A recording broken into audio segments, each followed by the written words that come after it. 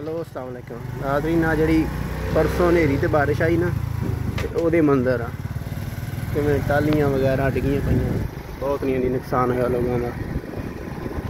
खंबे गिर गए, 2 दिन हो गए बिजली नहीं आई। लोहे का पोल भी गिर गया। इधर सारी छोटी छोटी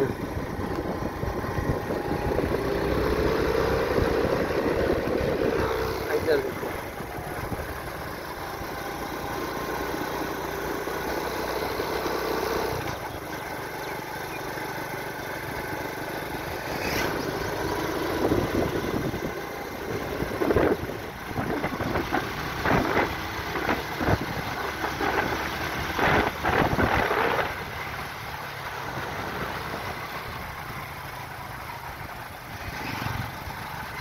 काफ़ी सारे लोगों ने उठा लिया दरख्त वगैरह।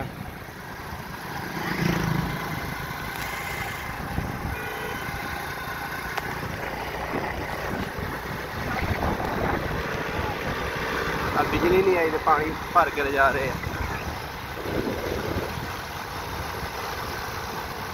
टालियाँ वगैरह डिगियां पई।